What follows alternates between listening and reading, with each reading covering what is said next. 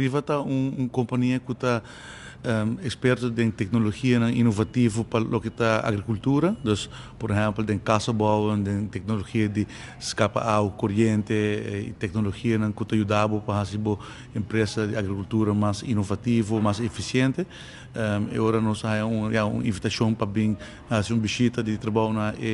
companhia aqui e agora na privada nós uma apresentação de todo o trabalho que nós estamos fazendo rond o mundo, nós estamos de mais de 100 países e está aconselhar diferentes países, empresários internacional e nós intercambiar ideias com um período nós que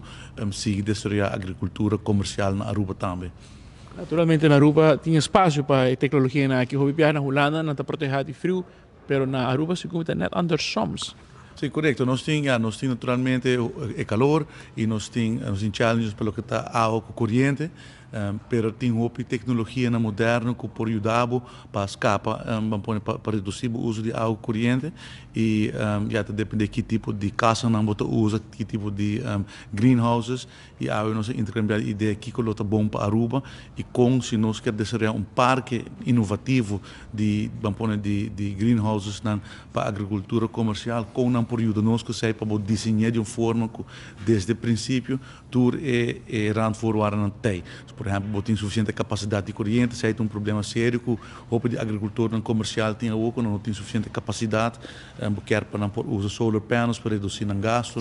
para ter full infraestrutura preparada e na se sabe na diferentes outros países, por exemplo, na Singapura, tem um projeto muito grande e assim é nós intercambiar ideias para com a ajuda a Aruba com isso aqui e nós chega a um entendimento que nós vai seguir vamos conversar com o outro para lograr a meta de por construir um parque inovativo assim na Aruba também. Tem ideia onde está aquele outro lugar na Aruba?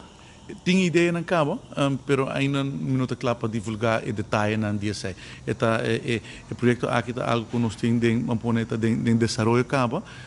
tem terreno identificar, pero não está claro ainda para divulgar todo o detalhe de que de luna nos dilante, se aquilo vira mais concreto, e agora busco maneira para compartilhar isso também com a imprensa.